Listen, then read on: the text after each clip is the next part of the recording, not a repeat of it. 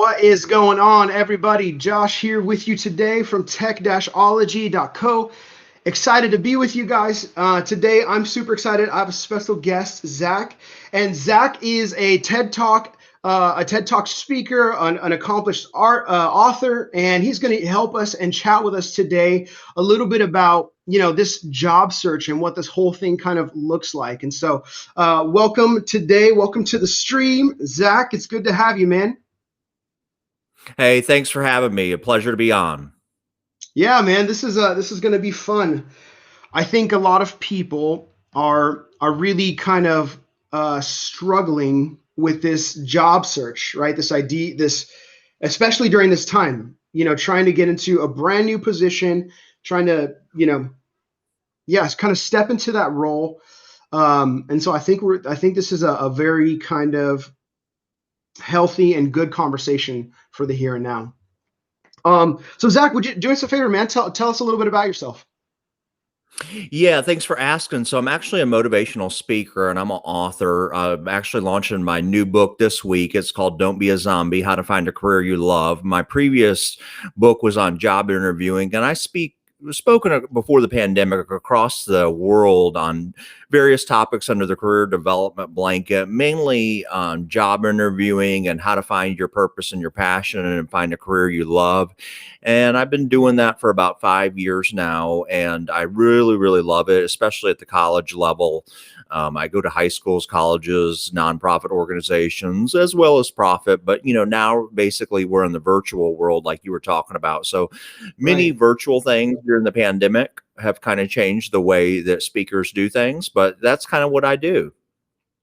That's awesome, man.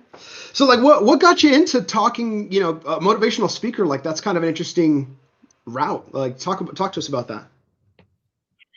Yeah, this is a great question because, I was one of them people that never knew what I wanted to do when I graduated college. I just got a business degree to get a business degree. I kind of wandered through different functions, didn't really know what I was good at in life, and still didn't after 10 years in sales. And I didn't really enjoy it. And then I got hit hard with a medical condition called Meniere's disease. I'm actually half deaf, and stress began targeting my health, and I began losing my hearing, and I decided I was going to make a change. I was going to try to find something that I was good at and my strengths.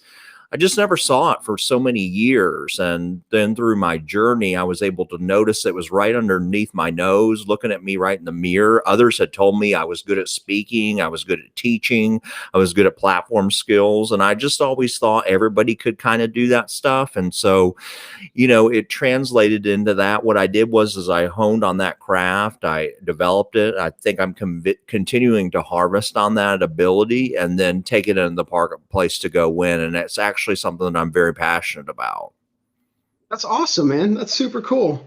So like so now you're helping people kind of find their passions in life, find their jobs that that they could really that they really love, feeling fulfilled and all that. So like what got you into that? How did that happen?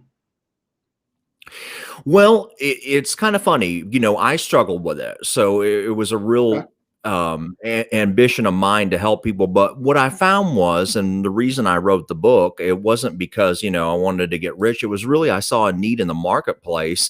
I began doing these job interview talks around the world, Josh, and I continued to get people coming up to me. And I thought they would ask me questions like, okay, what's the psychology behind this job interview question? Or what do I need to do here? How does my Yeah. mannerisms? And it was more like, Zack, I don't really like my job. I don't really know what I want to do with my career. Zack, I'm interviewing for this job, but it's kind of just because I need the money. And I kept hearing this Mm, common theme over and over again. And then COVID hit. And I've been telling yeah. everybody for the longest time, I said, there's no such thing as a secure job. And a lot of people didn't believe me, but since this pandemic, it's really changed the way we do business and anywhere. And I don't care what you do, and I'll say it again, there's no such thing as a secure job. And so you always have to be working towards career development. And so that's what kind of sparked that motivation for me. Also was a TED talk that I gave. I gave a TED talk actually in your area in Redwood City, California, a few years ago. Thousands of people really loved that talk. They've watched it on YouTube. And then that sparked kind of the vision behind the book at that time. That's rad, man. That sounds awesome. So for us to kind of get to know you, man, I heard you tell we were talking before the stream. You were talking about your middle school, your high school. Let me ask you some. Let me ask you some questions. So it's middle school time, right? Zach's in school, and Zach steps into middle school. Like, what's the coolest fad? Like, what's one thing that you thought was so cool in middle school? You mean as far as a career or?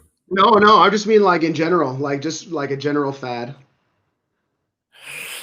In middle school, I would say basketball was my real passion. I really Okay. loved basketball. I thought I would be an NBA player throughout middle school. You know how we have the childhood fantasies of watching, Michael Jordan grow up. And so I always Yeah. kind of wanted to do that. I played in the background, but, the problem for me was I was sick. I grew up really tall at first, and I was 6 feet, 200 pounds. Of course, I could only jump 2 inches off the ground.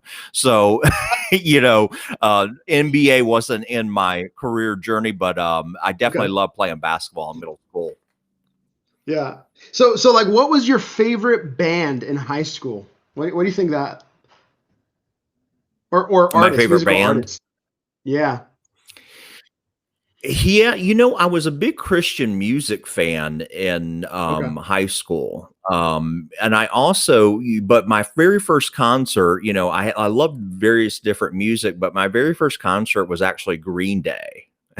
Nice. And Yeah. so, yeah, I don't know if you remember them. That was actually my high school graduation song. I think that was everybody's though. Yeah. Oh, yeah. That was awesome, man. The time of your life, was it? Yes, that's it. I couldn't think of Ah. the song, but I knew the band. Yeah. That's awesome. Cool.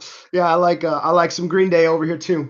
Cool, man. Well, let's talk about landing a gig a little bit. But before we kind of chat into that, people have been looking for jobs for a long time. Like, this is a really, really tough period. So, like, what do you think? How can people overcome exhaustion from searching like job after job after job? Like, what are some thoughts on that you have? Yeah, I would modify that approach. So I think you need a targeted approach when you're searching for a job, and you need to be very specific. It's like going to a career fair. Now where most of us are virtual, the key to any job search is LinkedIn. Once you've Mm, identified your strength and your passion and you want to do this, a LinkedIn is really going to help you, because what it does is it organizes all your networks. And let's say you wanted to work for IBM. Well, IBM has a profile right on LinkedIn. So you can actually link in with other people that work for IBM. Maybe you look at your network and you see other people, maybe your mom's neighbor's son works at IBM, and maybe you could reach out. And you need to know how to reach out in a tactful way. And one of the things I encourage people to do is a great way to meet people now in this virtual setting is offer them an Uber Eats lunch. Say, hey, I would like to pick your brain over your career. I'd like to learn more yeah. about your career. And a lot of people that love their job are willing to do it. And guess what? If you throw a free sandwich in, a lot of the times I would take that in a heartbeat. Okay, you sure 12 to 12:30? Yeah, I would love to chat. And so that's a great way. And I think so for people that don't get burnt out, did you know that 85% of jobs are found through networking? Only 15% of jobs are found through an internet without a referral source. So if somebody Mm, is sitting there and they keep filling out job applications and resumes online, 85% of the time, that's just not going to get it done. You've got to have a right. network, you've got to have a connection. Yeah, that's great. When I'm talking to people, I tell them there's two ways to get a job, right? You can hunt for a job where you're specifically applying, putting in applications. The other way is to fish for a job, and that's creating content and updating your LinkedIn profile and being on various websites where and have people kind of get to know you a little bit. But you're saying networking is kind of a key as well. Networking is the key. I think for your audience, they've kind of already identified what their strengths Right. are in your particular niche. So they probably know exactly what they want to do. It's just all about them landing that career. And how they're going to do it is simple. It's networking. And it's networking, it's volunteering. And somebody might say, well, how do you volunteer during a pandemic? I do it all the time through virtual learning, that people do virtual things all the time. There's free mentors out there. See, online networking has made it almost a great way to connect. There's a website called score.com. You can get a free mentor in any industry you want. LinkedIn actually has Okay. free mentoring. You can change your settings to having mentors to reach out to you. I'm actually one of them. And so we on LinkedIn, we don't charge anything. So that's a great way, is to get a mentor and start working that angle. When you start volunteering, guess what? That starts creating things. And don't be scared to reach out to somebody. If they ignore Right. you, if they say no, you may get maybe 10% answer rate, but those Mhm. 10% are going to be key contacts for you to have. For example, I have about 3,000 LinkedIn connections right now. So if you wanted to connect with me, any of your audience does, and maybe they see somebody that works for IBM, reach out to them. But that's the way you're going to get Right. your foot in the door. That's great, man. That's cool. So, let's talk about some of the practical things on how to land that like first gig, maybe. What do you think? Like, what are some things that you love to see on resumes? I like a traditional resume. I think now Okay. more things, sometimes we modernize things a little bit too much. I tend to like a traditional format where, your education is at the bottom, and then your resume needs to be specific things that you've done. And so I kind of translate it into the sales, because that's what a lot of people understand. So if I was doing sales, and say I had a business to business sales job and I was selling clothes and I was selling pants. So your pants, you don't want to say sold um, sold pants to biggest supplier. Well, that doesn't tell me a lot. And Hmm. instead, you would say number 5 in the company sold the most pants in 2020 with a growth of 13%. So Right. hiring managers love numbers. They love specifics. And the more specific you are in your resume, the better it is. So you don't want to put good communication skills. Well, that doesn't tell me much. Tell me about a Right. project you did. What did that lead to, and how did it grow the company? And if you think in those terms, then you're able to build your resume. One of the best resume books out there is Martin Yale's book, Knock 'em Dead.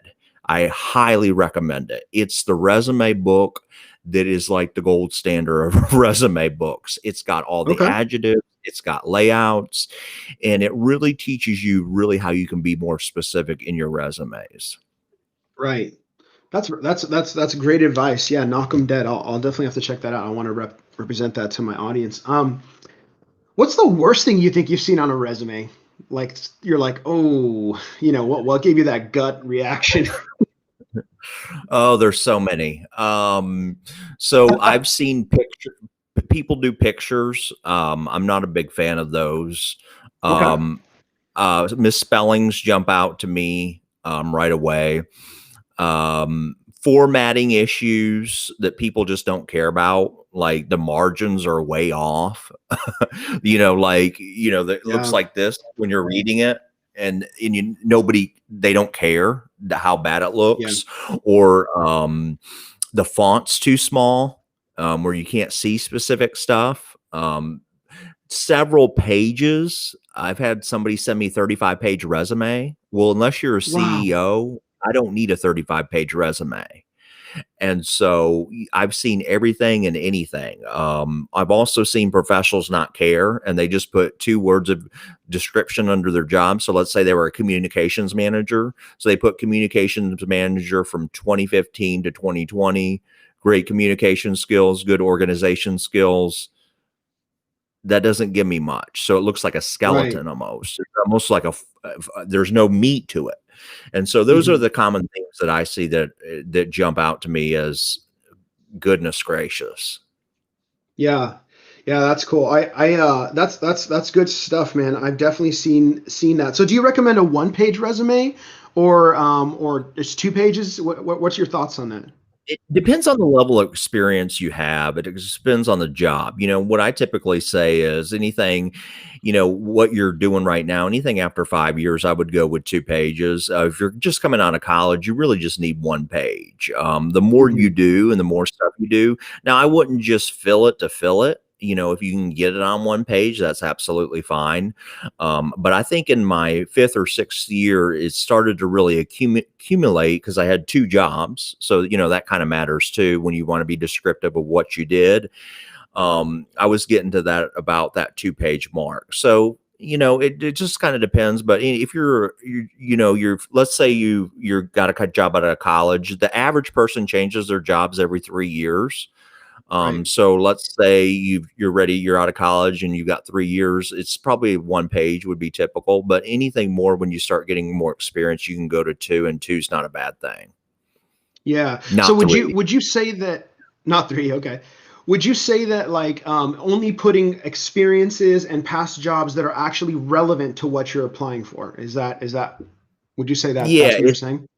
you have to Oh, that's cool. Okay. customize each one of your resumes. Like I can't tell you how many times, like if somebody's applying for a marketing gig, that their resume is tailored for a sales job. Well, why are you even bothering to put your resume into the pile? So you have to Yeah. really customize it. Now it depends if you have a specific, if you want to be in business to business sales, obviously, your resume is going to go out and it's not going to change a lot. But if you want to do multiple functions of the business, you want to be in logistics, accounting, marketing, whatever it might be, whatever the role is, really does need to be tailored to that role. That's great, man. That's great. So let's talk about maybe your resume has landed you a couple of job interviews, right? And those usually are phone interviews, that first kind of initial interviews. What are some ways to succeed in that first phone interview? Yeah, I think phone interviews have almost changed to where what we're doing now. That's what the Right. trend I That's see. true. Zoom and Skype. And I think a lot of the times candidates need to practice. That's the number one key is make sure you have a strong connection, that you actually practice on a microphone. It's completely different than interviewing face to face or even on the phone. In a virtual setting like what we're doing, practice is Right. key. That's what's going to land Yeah. you it. Um, and I would say, practice some of the questions that they're going to ask you. They're going to ask you, Exactly. tell Yeah. me about yourself. They're going to ask you, walk me through your resume. They're going to ask you why you want to work here. And the more prepared you are, the less nervous you are. And so that's what I always tell people is research the company. So let's say you're applying for IBM. I would reach out to somebody that works at IBM and try to get a connection there. Wouldn't it be awesome if during your interview, you're like, yeah, I researched this. I found out this, your product line, this is your marketing line, this is your research line. And also I talked to Nancy, I was able to connect with her on LinkedIn. She's one of your, oh, wow, you did all that. And so that background, that resume, also your job description is like to the Bible is to the church. And I'm a Southern guy, so that's how I try to relate it in the South is like the Bible's the most important thing to the church in the South. Well, your job description is like your Bible to your job. It's the most important information you're going to have. I would study your Mm. job description at least 3 times before I go in the interview because guess what? Your questions, your strengths, your abilities need to derive off of what they're looking for. If they say must Right. have interpersonal skills, and you say, well, my weakness is interpersonal skills, that you're not going to get the job because they put Yeah. it right in those descriptions. Plus, you're able to hone in on what they're specifically looking for in a candidate and what your job role would be. Mm. Yeah, that's great, man. That's great advice. Great advice. Let's talk about breaking into an industry.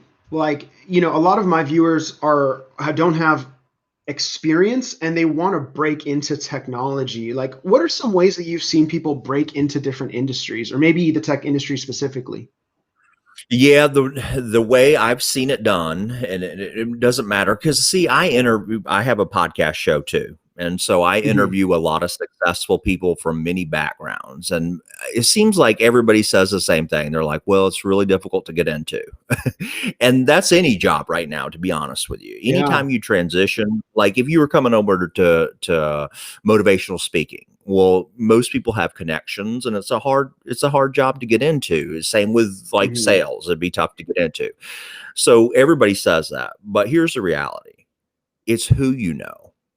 And that's the point. Like, so Ken Right. Coleman, famous career expert in North America, he has millions of people that listen to his show. He once said, a resume without a relationship is dead.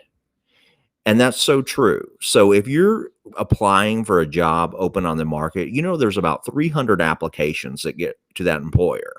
So let's say, Josh, you've got an opening and you're have 250 people apply to that job and you don't know any of them and your Right. reputation's on the line. You're hiring for a manager. And let's say you know Joe down the street and he says you need to talk to Raphael. Raphael's a great programmer. He really knows what he's doing. He's trying to break in the industry. Guess who you think's resume is going to rise above the top and even get a Right. chance to interview? It's going to be Raphael. So that's where your networking is critical in this Hmm. role. Anything we do in business, anything we do in the tech world, your first step is really your network. And I can even think Right. of right now. So let's say your audience is out there. I can help your audience right now. Go to my LinkedIn, go to LinkedIn and type in Zachariah Ballinger, connect with me. And I guarantee you will see people that I'm networked with, that I'm friends with, that you can reach out to and they'll help you. There you go. I just helped Right. them. There you go. That's awesome, man. Yeah, it was interesting to me. I remember I was in like a coding boot camp school. And one of the things that they always told us to do, they were like, hey, make sure you're going to outreach events, that you're networking with other people. Or and the other and so I actually started doing that. And there was a local meetup out here, and I started going to that. I started meeting people, and then I was able to ask them questions. Hey, how much should I charge for this? How do I get a job doing this? When you look at my resume, like I can do this, and yeah, and that was super helpful. And the second thing that I saw too that was always interesting to me was they had like a career coach specialist that would do resume reviews or would give you kind of how to make your LinkedIn better, all that kind of stuff. And like there was no people like at those meetings. They were there, they would show up for the code meetings, right? And then they would not show up for like the how to land a job meetings. I'm like, wait a second, like we're here to land a job in coding, like with like through programming, right? Like we need to learn how to do this. Yeah, so I completely agree. So I was just kind of agreeing with you, I guess, just to say like, man, it's who you know for sure. And yeah, yeah, that's awesome. Just to comment, on the career coaching side, I don't know where your viewers are in their journeys in life, but if they have a lot of experience and they're used to a certain amount of income, a good career coach is worth their weight in gold. I don't do it anymore, but usually a career coach is expensive. That's one of the downsides is people say, well, it's Right. expensive, Zach. It's usually 6 to 8 sessions, about $150 per session. But think Hmm. about this, Josh. If you're making 140,000 a year and a career Right. coach can come along and you take 150 times 8 and they're able to get you in an industry that's really tough to get into, and they look at your resume, they help you with your interview skills, they help you with everything, networking, they get you into a job where you're making 200,000. Well, your investment was well worth it. Even if you make Right. 5 or 10,000 more, that is Hmm. worth its weight in gold. So you make a great point there. If they don't have access to a career coach, you may want to consider that as a true investment into your Right. career. Yeah, just personal plug. I just started doing that with some students. We're kind of in beta working with that. So I'm trying to help people, man, land that first job. It's a tough, it is, like you said, it's just tough. It's who you know, but I can connect them to some Yeah, people that I know too. So yeah, man, absolutely. There that's you go. awesome. So if you could go back, it's Zach's first job search. and he's getting ready to like put his applications in and walk through that experience. Like, what is some advice you would give yourself? Like maybe you're fresh out of college or you're ready to start officially applying for jobs. Yeah, so, I rewind my life and I look at all the mistakes. And that's why I wrote The Hot Seat: How to Meet the Challenge of a New Era in Job Interviewing, my first book, because I actually went through 50 companies with over 250 interviews before I landed my very first job in pharmaceutical sales. And Okay. so it's a difficult industry to get into, and everybody told me that. Same with, what your audience is telling me today, is that virtually said it was impossible. But I never gave up. And what I would say, one of the things I would have changed is I did exactly what you asked me to do. Is like when you were asking me earlier, well, when people are sitting around applying for jobs. So I did that a lot. I did that for the Hmm. first 3 months. I was applying to Pfizer and Merck and Eli Lilly and AstraZeneca, and you just name them. Any pharmaceutical company that had an opening in the United States, I applied for. And guess what that got me? No responses. And so as I begin, yeah. So I mean, it was a Sorry for waste of laughing, time. but yeah, I know how that So feels. yeah, so and I'm sure some of your audiences out there, they're feeling that too. They've been applying, and so literally, I was sending out 400, 500 applications. This was taking me a long time, but I felt like I was doing something. When in reality, if you don't get any callbacks, there's something wrong. And so, there's a lot of competition out there. So I had to break Right. through. So I finally swallowed my pride and I started networking with people in the pharmaceutical industry.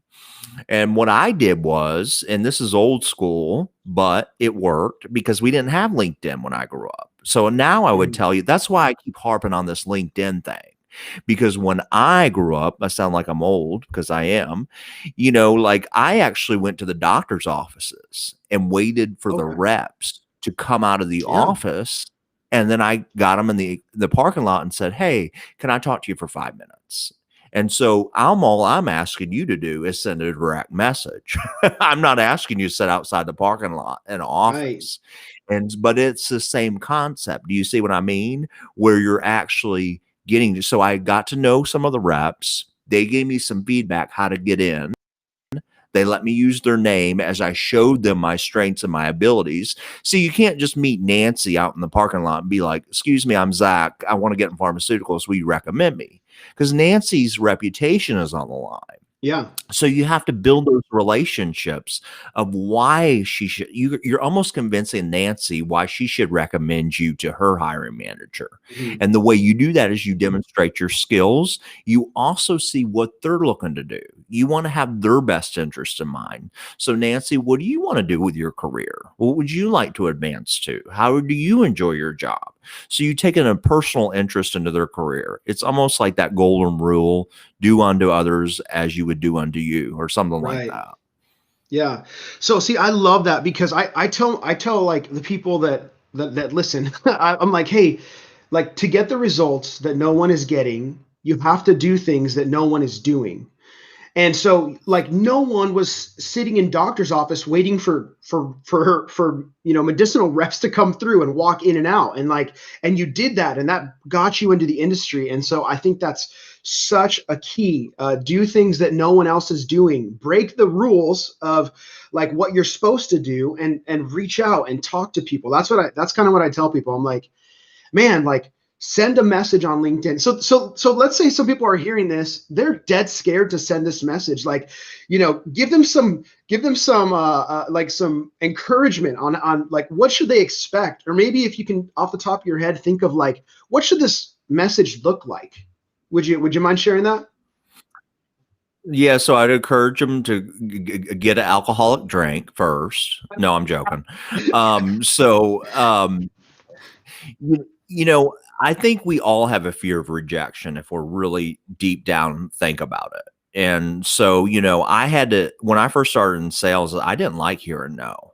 Right. And, you have to get over that first because they teach you in sales, you have to hear a no first in order to get a yes. So it was kind of easy the way they trained me in my mind. But when I first came out of college, hey, sometimes I still don't want to hear no. Let's just be honest. Nobody wants to hear no. Yeah. And so I think you have to mentally prepare for it. And you have to be, the more you hear it, the more you get accustomed to it, the more you don't care. And so you're terrified to send that first message. The worst they're probably going to do, honestly, is ignore you. And so who cares? I mean, like, they saw it, you seen it, you tried. Hmm. But the best thing that can happen to you is they say, "Hey, Josh, my name's Zach. I actually am passionate about helping people with their careers. Let's connect. I'm busy this week, but maybe Monday we could give you a call."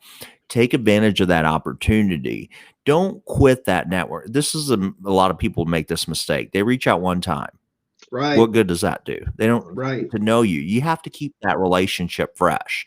And I just talking to a college the other day, Drake University, and they were like, "Well, how do I keep that conversation going?" And you have to find that way to keep it going. A lot of times, though, after I talk to somebody or mentor them, I'll say, "Now, if you have any questions along your career journey, feel free to ask me." And Josh, 99% of the time, nobody asks me any questions after that. Hmm. So they don't really follow up with me. But Right. wouldn't it be nice to follow up with a question like, "Hey, Zach, I had a question about this. You were telling me about the speaking industry. This is what you need to do to get started. You recommend any nonprofits that I could use?" Write that down once a month to do a touch point, once a quarter. What I do with my network of 3,000 people on LinkedIn, I make sure it's a pain in the rear, but I do it. I tell everybody happy anniversary and their job. If they get a new job, they get a congratulations from me and a Right. happy birthday. And that's how I'm able to keep my network strong. So find creative ways to do that. Don't Yeah. be afraid to send that message. I'm telling you, it'll change your life. Right. I would also recommend too, like when you see them posting something, just write a comment. Great content, or whatever. Like, I love that video. Watch their stuff. Like, let them know that you think they're cool, and like they're like, oh, I feel great about myself. Like that's a great way to keep your network strong. Yeah. So, No, that's great advice too, is like you're saying, like if they post something on LinkedIn, a professional does, especially an article they're like, "This is a great read." I'd mhm, recommend reading that and commenting on the section. And like you said, the more LinkedIn, people like to have their stuff liked. yeah, I'm sorry, so do yeah, I. If me I too. post anything and Yeah. only one person likes it, I'm like, "Well, okay, I guess nobody liked it." So if you're one of them that like my stuff in the comment, then I'm going to notice you and I'm going to remember your name. It's just going to pop out more. And make sure, though, Josh, that I would caution them on this is that if you disagree with them, that's not the time to argue with them or get political or talk about religion Yeah. or, Yeah. this article sucks or this company's terrible. You really want to keep positive things on LinkedIn because you can see everything you post and everybody else can too. Yeah. Yeah. That's great, great, great advice. Okay, so we're looking at a job, right? And so I get this question a lot. I'd love to hear your thoughts, Zach. Should people specialize in like one like laser focused area, or should they be a generalist? So like in tech, we can, there's so many technologies. We can laser focus on a single one and be like amazing, or be generalist. What are your thoughts on that? Yeah, so I'm more of the diversify your portfolio person. I Okay, okay. like to be, you know, I tell people all the time, I think you should try different things and try different talents and see what you're good at. And so let's say you don't really know what you want to do and you're not really specialized in an area, you're not take it a generalized approach. I don't know about your guys's type IT, but I tell people all the time. So, I hear people say, "Well, I'm not sure if I want to own my own business. Think I'm good at sales, but I might do marketing, but I kind of like accounting." So I tell everybody to dabble in throw everything up against the wall, see what sticks, see what goes. You never know. Like I've known people, Josh, that have started side Right. businesses on the side. And all of a sudden the side business took off. They did it as a little hobby or a little arts and craft or a little programming here. Right. Then all of a sudden it took off. They started making a lot of money on it and they're like, "Hey, this is what I like to do this. This is something I like to do." So I always recommend spreading that out. And then if you want to get more specialized, if you really like it. So let's say I'm a motivational speaker and I Yep. specialize in career development. Now, I could talk on leadership, I could talk on sales. And then when I first started, I did a lot of that. I would speak on anything because I wanted to get my name out there, right? And so I'd speak on, I don't recommend doing it, but I wasn't good at it. So why I got to question myself, well, I want to focus on career stuff. That's what I'm passionate about. Why am I speaking on interventional therapies and medication when I'm not the expert? That doesn't make sense. So I would say generalize it at first and then hone in on that specialty, if that makes any sense whatsoever. Right. Yeah. Okay. That's a great answer to that. So talk about, you've seen a lot of different stuff. What is one thing someone has done to land a job that was out of the ordinary or that worked really well? And maybe one that failed where they tried to do something out of the ordinary and it just tanked it. Yeah. So I have this in one of my books. It's crazy. Just a crazy thing. And this is really outside the box. So Okay. Yeah, let's hear it. I wouldn't even recommend this right now. But basically, they were interviewing for a medical device sales job. And if you know anything about medical device sales, it's very difficult to get into. I mean, extremely, especially without experience. It's almost kind of probably what you guys are facing. So the guy did a LinkedIn with the sales manager that he was going to interview with and read through his LinkedIn profile, learn more about who he was going to. That's what I recommend people to do, is learn more about who you're going to interview with. And he learned that he had a passion for food. And so the guy actually liked barbecue food. And so guess what? During the interview, Mike showed up with a bunch of barbecue samples and baked beans and, just this whole, you can't do that during COVID right now, but that was something, like I said, I don't recommend that, but the guy was so impressed. He's like, how did you know I like Memphis sweet barbecue? And he was like, well, I came prepared for the interview today. I read through your company. Here's what I know about your company. And also here's what I know about you. What do you think I'm going to do for the customers this is my call planning. This is how I'm going to call plan. Great. And they were like, wow. And now do I think he got the job because, that was the best taste in barbecue in the world? No. But what I think it was outside the box. And so, you have to be creative. Some of the things that have backfired on people, sometimes you can get a little bit too cute and you can use things so I think that Mike had a real targeted approach with a barbecue. First of all, he tied it back into how he could grow the business, that he takes care of the customer that much. Here's where I've seen it fail. So, because I did it. So I was interviewing for Eli Lilly and I was like, I got to find some way to make myself stand apart. And sometimes you make yourself stand apart in a weird way. And I tried it. And so I put in a shoe and I wrapped it up as a present and I brought it to the interview. And they opened it and I said, they were like, oh, a new shoe. Thank you. And I said, well, read the tag. And it said, I'm a shoe-in for the job. And so it was cheesy. It didn't go over well though. You could tell by their faces. You kind of know, like, it's just not professional. Yeah. And what did a shoe-in have to do with anything with a job? Nothing. And so it was kind of like a cue, like, is he being serious type thing? And I never did get called back. So it can backfire. So it's a slippery slope where you have to do it. Right. No, I think those were great examples. I love how he worded that barbecue thing, like, hey, I know so much about you, like I prepared, and just imagine how if I prepared this much for the interview, imagine what I'm going to do for your company. I love that. That is great wording. Yeah, super amazing. Yeah, so when people are in this interview process, the average job gets something like 200 applications per job, right? And so when people are in this sort of space, how do they stand out in the interview process? Like, maybe, I know we talked about the barbecue thing, that was amazing, but like, what does it look like to stand out? When you stand out from your competition, I think the person that stands out to me, the one that's the most prepared. So if they come Hmm. in the interview and they've got more information that I know about my company, I'm sitting there like, wow, this guy's good, or he knows Right. their software, their technology.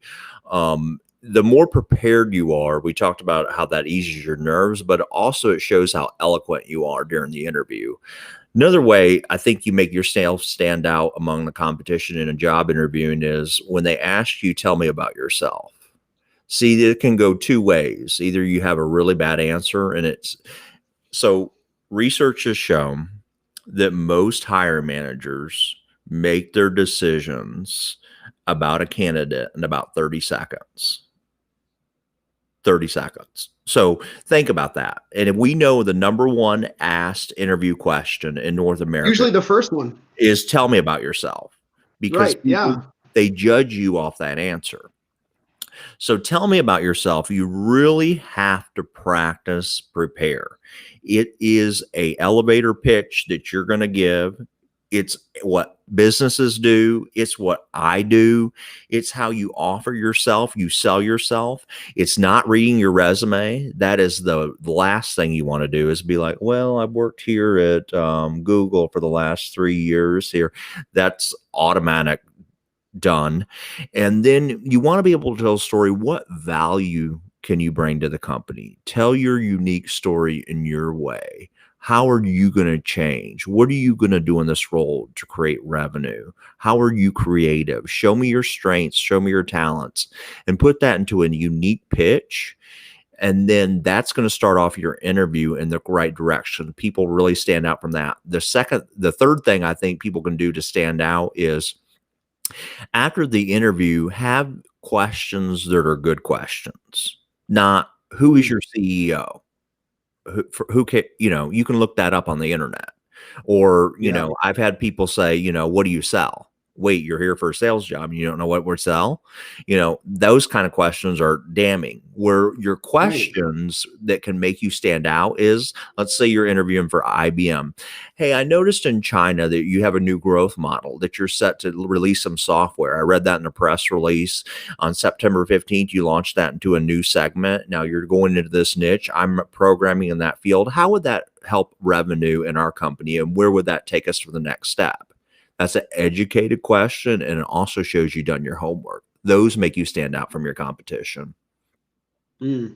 That's awesome. So, what are some ways that you've seen people disqualify themselves during that hiring process? Like maybe during an interview or resume again, or yeah, whatever that looks like. It's usually up front. Some people really struggle and they get really nervous during an interview, and you can tell who's practiced or not. And you try to take those things away. But I really feel like if you've been prepared for your interview, you're going to do well. I Yeah. think people, they tend to, either you have to have a good answer. You can't have it too long. So if you're on the first question I've answered you and we're 30 minutes into the interview, you got to have some kind of self-awareness. Like, okay, Yeah. I've talked too much, so, and you Yeah. got to get verbal cues. I think another thing is too, you have to really, one time I was interviewing a lady for a marketing job because I do some consulting, and she came into the break room and she had this great pitch. She was a very well organized candidate, but I had about 45 minutes and she kept playing with the computer. She couldn't get her technology to work. And I said, hey, do you mind if we start the interview here? Like, it's 15 minutes in and we're only 30 minutes. And so you can't overthink these things. You've got to really have these conversations, and don't get political, no religious affiliations. Again, I know this seems like common sense stuff, but you'd be surprised how, like, people go off and they start cussing, just little stuff that you would never think of that people are doing. And so the little stuff tends to get people.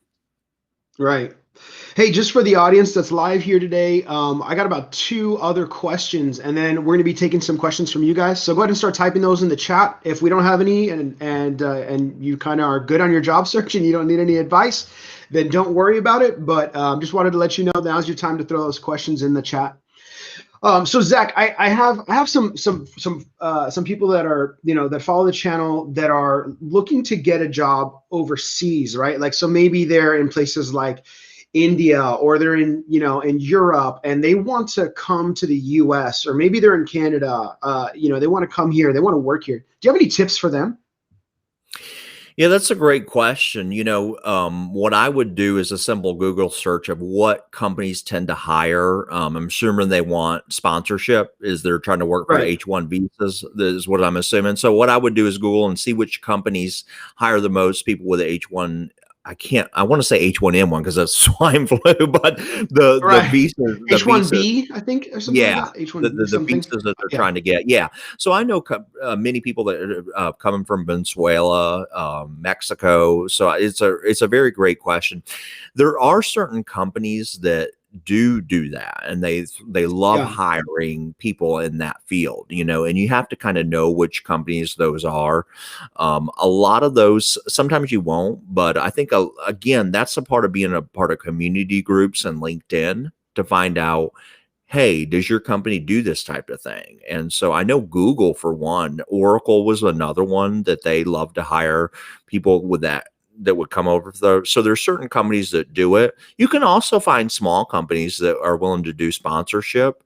But I tend to think the bigger, medium-sized companies have more resources where they could do that.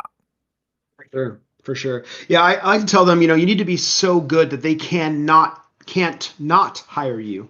Where you're just like, they're like, this guy, we need this guy. Yeah, It's kind of because what I think. it's an extra hurdle for the employer. So, like you said, you have to be really buttoned up and good at their job. But there's certainly, it's not an. I wouldn't let that discourage you from applying from a company.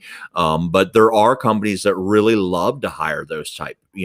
Like would prefer to hire because they have a better work ethic and they're more trainable. True. True. I know True. many companies who say, I'd rather take those type of workers any day over what, the talent pool we have right now. So there are certainly are opportunities out there. Yeah, that's awesome, man. So, all right. So, what are if we can, kind of some of the best advice you have to give here, the three maybe biggest mistakes that people make when they're in the interview process. Like, what are your three favorite things? You're like, if you could just, if you just did these three things, like I think this would really help you. Yeah. So I think number one is people don't know how to follow up. And so when you look at the hot seat, how to meet the challenge of new era and job interview, it's broken down into three phases. Number one is the before phase, the preparation phase. What you do before the job interview is going to determine if you get the job. So you're networking, your resume, you're preparing for the questions, you have answers ready to go, all that kind of stuff. Then your during part, what you do during the interview is obviously going to determine whether you get the job, and practicing those questions, knowing what they are. Star format, I think that's a common theme that people are not ready for. And what star format means, it's situation, task, action, result. Easiest way to remember a star format is when they ask you a question like, tell me about a time you worked in a team and how did you accomplish your goal?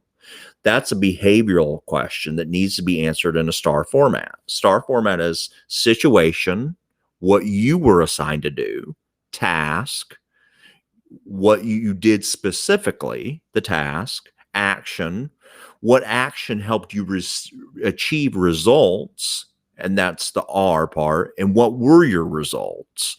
So if you're able to answer questions like that from situational behavioral questions, that's the number one mistake I see. People are not ready for those type questions and they get scared of them. Right. They're like, so you have to have examples ready to go. Another one I would Yeah. say is thank you notes.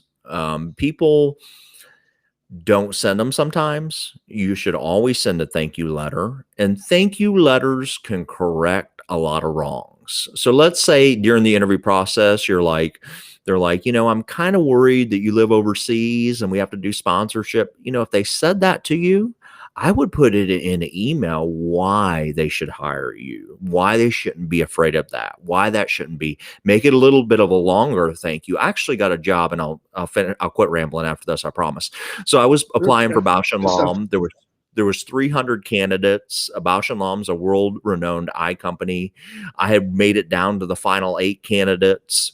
And I asked the hiring manager, I said, is there anything holding you back from me moving on to the next step? And he said, you know what? I'm not really sure how you organize your business. I'm kind of confused. And so I tried to explain it to him, but I could tell in the interview because I was like, does that make sense? And he was like, yeah. So that means Yeah. he's still not convinced. So what I did that night is I went home and I put an 8-page business plan together, how I organized my business. I attached it to the email, and he was really impressed that I did that. And so a thank you letter can correct a lot of rows. And you asked me how to be creative.